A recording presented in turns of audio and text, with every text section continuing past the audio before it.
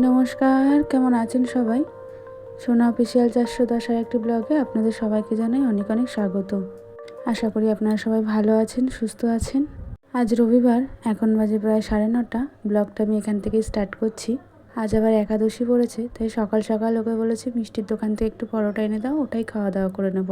এদিকে আবার 2 দিন হলো তলপেটের নিচটা ভারী ব্যথা, জানেন। উঠতে বসতে শুতে খেতে নিতে আমার যে কী অসুবিধা হচ্ছে সে আর বলে কি করে বোঝাই। অবশ্য যারা মা হয়েছেন তারা অবশ্যই এই ফিলিংসটা বুঝতে পারবেন। আমার যেহেতু প্রথমবার, আমার বেশ ভারী ভয় করছে। এই কিছু মাস আমার কোনো সমস্যা হয়নি, জানেন। তবে দিন যত এগিয়ে আসছে তত যেন মনের মধ্যে একটা অজানা ভয়। তবে ভাবছি আজকে একবার ডাক্তারটা দেখিয়েই নেব। তাই একটু চেম্বারে ফোন করব, যেহেতু নবদ্বীপের রাস শুরু হয়ে গেছে। এরপরে আর চাইলেও ডাক্তারকে পাবো না, উনি চলে যাচ্ছেন আবার ছুটিতে, প্রায় 1 সপ্তাহের ব্যাপার। তখন যদি কোনো বাড়াবাড়ি হয়ে যায় তখন আবার অন্যরকম সিচুয়েশান তৈরি হয়ে যাবে। তাই ভাবছি উনি থাকতে থাকতে যদি একবার দেখিয়ে নিতে পারি তাহলে আমার জন্যই খুব ভালো হয়। দেখি ডাক্তারকে ফোন টোন করে যদি সম্ভব হয় আজকেই যাব ডাক্তারখানায়। আজ একাদশী, রান্নাবান্নার কোনো ঝামেলা নেই, সেই হিসাবে আজকে যদি অ্যাপয়েন্টমেন্টটা পাই তো খুবই ভালো হয়। এখন দাঁড়াতেও পাচ্ছি না বেশিক্ষণ, রান্নাবান্না করতেও ভারী কষ্ট হচ্ছে। বসে থাকা শুয়ে থাকা ভারী কষ্ট, কি জানি কি হচ্ছে। এদিকে ফাইলপত্রগুলো গুছিয়ে রাখছি, যাতে কোনো সময় যদি কোনো অসুবিধা হয় সবাই যেন কম বেশি এক হাতে পেলেই যাতে কাগজপত্রগুলো পেয়ে যায়। চলো, এদিকে আমার গোছাগাছি কমপ্লিট।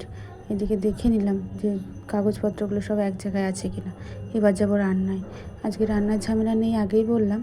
কিছু করব না, মা বলেছে গুরুবাড়ির থেকে কিছু নিরামিষ খাবার দাবার আনবে। ওই সামার চালের যেই সমস্ত হয়, শাকার পকোড়া এসবই আনবে, ওগুলো দেবে বলেছে। তবে বাড়িতে তো অনেক লোকজন, তো কম বেশি সবাইকে দিলে পারে ওই হয়ে যাবে আর কি। তবে একটুখানি পাস্তা করে নিলে দুপুরের খাবার তো পেট ভরে আর কি খাওয়া যাবে। তাই একটু পাস্তাই করে নেবো, জানেন। এদিকে পাস্তাটাকে গরম জলে সিদ্ধ বসিয়ে দিয়ে তারপর যাবো ঘরে। চলুন, এদিকে পাস্তাটা সিদ্ধটা বসিয়ে দিই। একটু নুন দিলাম আর একটু সাদা তেল দিয়েছি যাতে লেগে না যায়। আমি এইভাবেই করি, তবে নিরামিষ পাস্তা ভালোই লাগে। তো যাই হোক, এদিকে জলটা দিয়ে পাস্তাটা দিয়ে দিয়েছি, এটা ফুটুক। ততক্ষণ আমি একটুখানি সবজিগুলো কুটে নিই। সবজির মধ্যে সব সবজি বেশ পছন্দের আমার, কোনো অসুবিধাই হয় না। গাজরগুলো কেটে নিই, একটু আলু দেবো আর ওই ক্যাপসিকামটুকুই দেবো। আর এইদিকে শরীর পারছে না, জানেন। এখন বসতেও পারছি না, দাঁড়াতেও পারছি না, কোনো এনার্জিই পাচ্ছি না। কতদিন ধরে ভাবছি যে ব্যথাটা কেন হচ্ছে। তবে আজকে ডাক্তারখানায় ফোন করেছিলাম, জানেন। তখন ওনারা বললেন আজকে রবিবার তো, তাই ডাক্তার আজকে নেই, আসবে আগামীকাল, ওই সোমবার। তবে ওই বেলা 2টোর সময় বলেছে যেতে। ওই 2টো মানে ধরে রাখুন, গিয়ে বসে থাকতে থাকতে 5টা 6টার সময় ডাক্তার আসবে। তাই হোক, মাসিকে না ফোন করে জানিয়েছিলাম।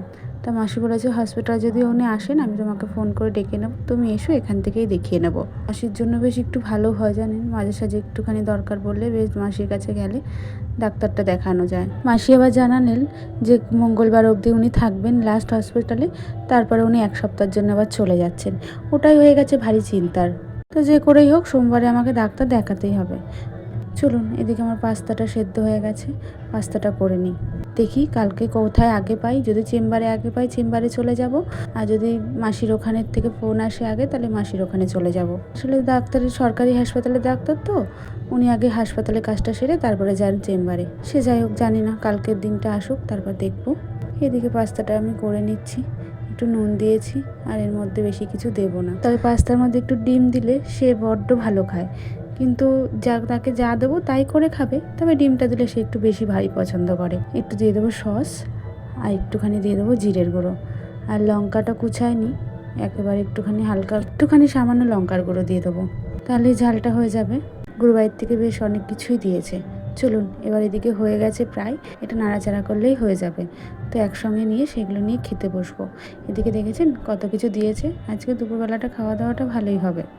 এদিকে সন্ধ্যাবেলায় মা কিছু প্রসাদ পাঠিয়েছে, যেহেতু একাদশী আজকে আর অন্যের জিনিস কিছু খাবো না। তা অর্পণের মেস এসে পড়াতে তাকেই প্রসাদটা দিয়ে দেবো। সে ভারী ভালো খায় প্রসাদ খেতে, তাই তাকে গুছিয়ে গাছিয়ে একটা কন্টেনারে করে দিয়ে দেবো। আর একটু তরকারি, একটু পায়েস, একটু মিষ্টি রাখবো যাতে ছেলেপেলেরাও খেতে পারে। চলুন একটু কন্টেনারে করে গুছিয়ে দিই, পড়ানো প্রায় হয়েই গেছে। যদি গুছিয়ে গাছিয়ে সময় মতো রাখতে পারি দিদি নিয়ে চলে যাবে। আজ প্রসাদের মধ্যে আছে বিউলির ডাল, ওই শুক্তো আর মিষ্টি, পায়েস, একটু খিচুড়ি প্রসাদ, শাক এইসব দিয়েছেন। বিউলির ডালটা রাখবো না, এটা ধরেই দিয়ে দেবো। আর এখান থেকে একটু শুক্তো নিয়ে শুক্তোটা দিয়ে দেবো, আর অন্নটা ধরেই দিয়ে দেবো। শাকটা সবই দেবো, পায়েস দেবো, খিচুড়ি দেবো, একটু ফুলকপির পোস্তও দেখলাম রয়েছে, সেটাও দিয়ে দেবো। আমি একটু শুক্তো রাখবো আর একটু মিষ্টি আর পায়েস রাখবো। অর্পণরা খেতে ভারী ভালোবাসে, আর চাটনিটা রাখবো ছোটুর জন্য, ওরা বেশ ভালো খায়। তো এইটুকু রেখে বাকি সমস্তটাই দিয়ে দেবো। যদি একাদশী না পড়তো, এটা বেশ দিব্যি রাতে আমাদের খাওয়া হয়ে যেত। মা যেহেতু ঠাকুর বাড়িতে কাজ করে, সেই হিসাবে প্রায় আমাদের প্রসাদ খাওয়া হয় জানেন। আর প্রসাদগুলো এত সুন্দর টেস্ট হয় না, সে কি বলবো। আমিষ প্রসাদে প্রচণ্ড টেস্ট। নবদ্বীপে যদি কোনো দিন আপনারা আসেন, অবশ্যই এখানকার মন্দিরের প্রসাদ খেয়ে দেখবেন, খুব ভালো লাগবে। আমরা প্রায় এরকম প্রসাদ পাই, আমাদের বেশ ভালো লাগে। আর আমাদের যদি প্রত্যেক দিন প্রসাদ দেওয়া হয়, আমাদের কোনো অরুচি বোধ আসে না যে প্রসাদ খাবো না। আমরা যতই খাবার পাই না কেন, প্রসাদ পেলে আমাদের যেন তৃপ্তি লাগে। প্রসাদে আমরা কখনো না করি না, কেন কি জানি। প্রসাদ এত ভালো লাগে, এত সুন্দর করে নিরামিষ খাবার দাবার ওনারা রান্না করেন, আর সেটা যখন ঠাকুরের ভোগে লাগে, সেটা যেন স্বাদই অন্যরকম হয়ে যায়। আমরা রাতে কিছু রাখছি না, একেবারে একটুখানি মিষ্টির দোকান থেকে রুটি মিষ্টি নিয়ে আসাবো, রাত্রেবেলা ডিনারটা ওটা দিয়েই করে নেব। তোমরা সবাই ভালো থেকো, সুস্থ থেকো, আর এইভাবেই আমার পাশে থেকো। তো এই ব্লগটি আমি এখানেই শেষ করছি। সবাই ভালো থেকো, সুস্থ থেকো। যদি ব্লগটি কোথাও ভালো লেগে থাকে, অবশ্যই একটা লাইক করে দিও।